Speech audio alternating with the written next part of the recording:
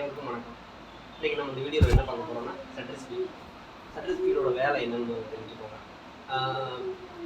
Image சென்சாருக்கு வந்து எவ்வளோ நேரம் லைட் போகும் அப்படிங்கிறத தீர்மானிக்கிற ஷட்டர் ஸ்பீடு தான். இது எப்படி வேலை செய்யும் பார்த்தீங்கன்னா, நம்ம டிஎஸ்எல்ஆரில் பார்த்தீங்கன்னா மிரர் இருக்கும். மிரருக்கு கீழே இமேஜ் சென்சார் இருக்கும். சென்சாரை மூணு மாதிரி 2 திரை இருக்கும்.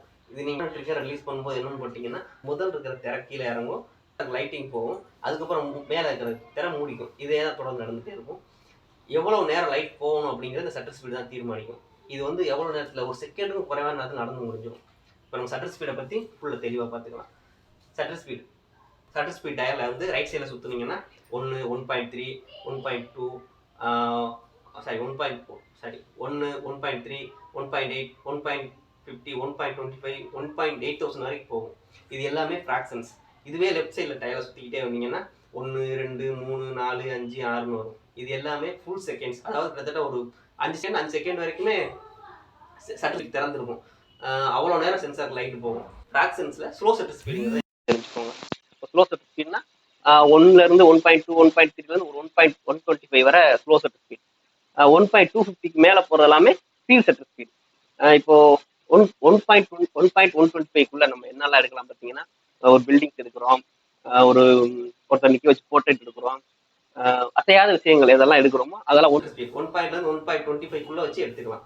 இதுவே நகர்ற விஷயங்கள், காரு, அருவி, பறவை இதெல்லாம் எடுக்கும்போது ஷட்டர் ஸ்பீடு 1.250க்கு மேலே. அதாவது இப்போ ஒரு கார் போகுது, வேகமாக போகுது, அந்த காரை நிப்பாட்டி அதாவது நிற்கிற மாதிரியே எடுக்கணும் அப்படின்னு நினச்சிங்கன்னா நீங்கள் கிட்டத்தட்ட ஒரு 1.1000 வரைக்கும் ஷட்டர் ஸ்பீட் வைக்க வேண்டியிருக்கும். வச்சிங்கன்னா கார் போகிற கார் நகராது, அப்படி நின்ன மாதிரியே இருக்கும்.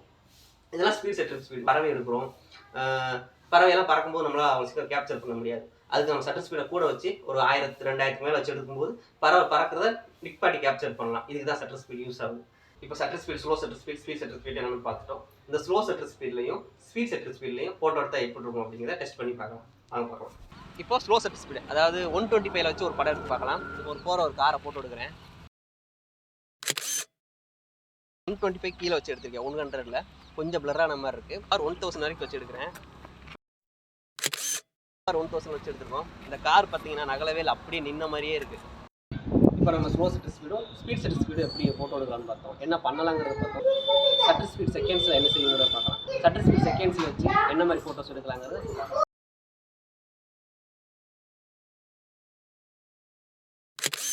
செகண்ட்ஸில் இருக்கிறதுனால படம் ரொம்ப சேக்கான மாதிரி தெரியுது. செகண்ட்ஸ் கணக்கில் இருக்கிறதுனால சேக்காகும், கையும் சேக்காகும். அதனால் என்ன பண்ணணும்னா ட்ரைபேடில் வச்சு எடுத்து பார்ப்போம்.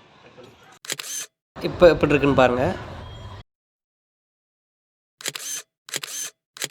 இந்த மாதிரி படங்கள் நிறைய நீங்கள் பார்த்துருப்பீங்க. இது எல்லாமே செகண்ட்ஸில் வச்சு தான் எடுப்பாங்க. ஷட்டர் ஸ்பீட் செகண்ட்ஸில் வச்சு எடுப்பாங்க. நீங்களும் இந்த மாதிரி ட்ரை பண்ணி பாருங்கள். இன்னொரு வீடியோவில் சந்திப்போம். இந்த வீடியோ உங்களுக்கு பிடிச்சிருந்தா லைக் பண்ணுங்கள், கமெண்ட் பண்ணுங்கள், ஷேர் பண்ணுங்கள், மறக்காமல் சப்ஸ்கிரைப் பண்ணுங்கள்.